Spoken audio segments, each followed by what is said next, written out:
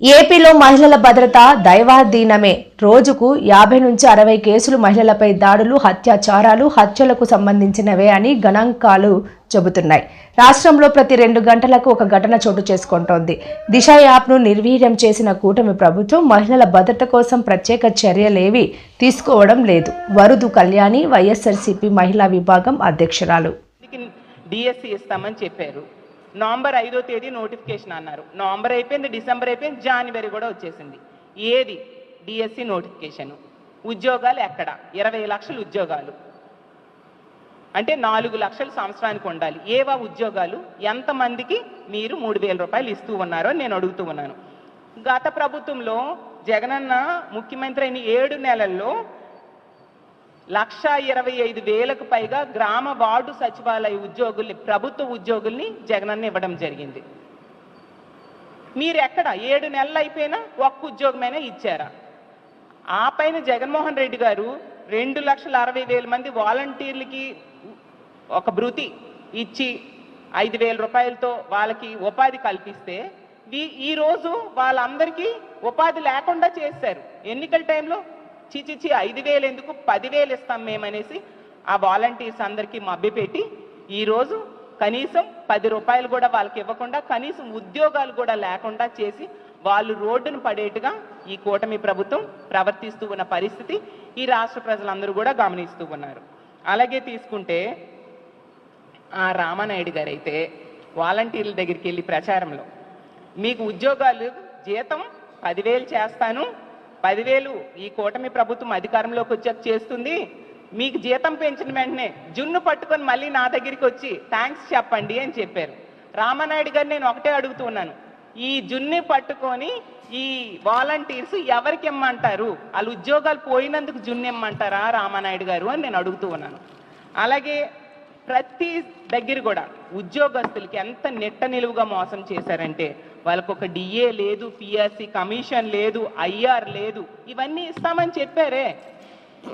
ఎంత దారుణంగా ప్రభుత్వ ఉద్యోగులు మోసం చేశారు. జగనన్న అయితే చక్కగా 27% ఐఆర్ ఇచ్చారు. మరి మీరు ఏమి ఇచ్చారు? అన్నీ కూడా కబుర్లు చెప్పి వాళ్ళను కూడా మభ్యపెట్టి ఓట్లు వేయించుకున్నారు కదా.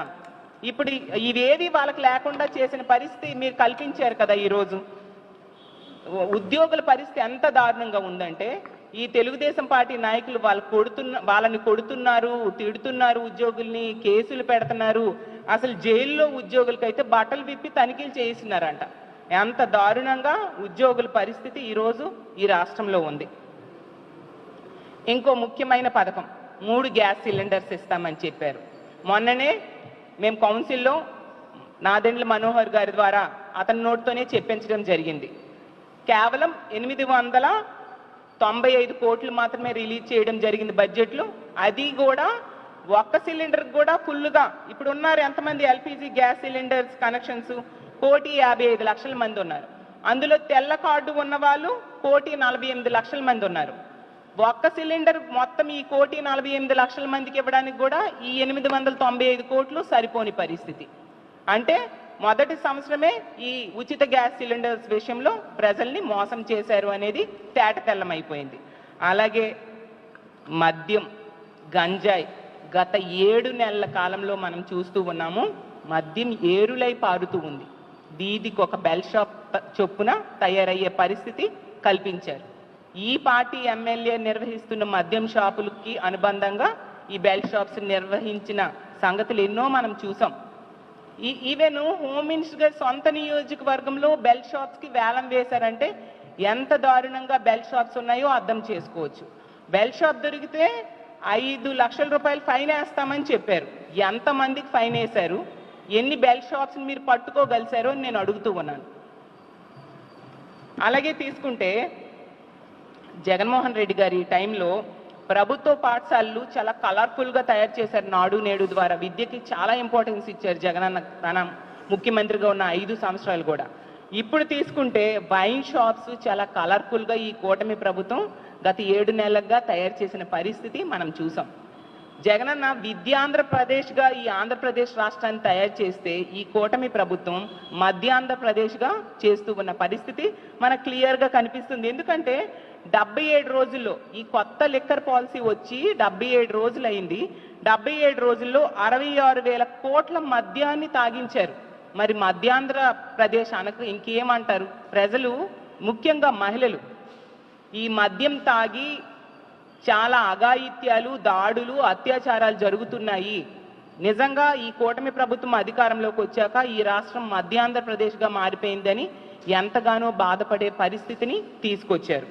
అసలు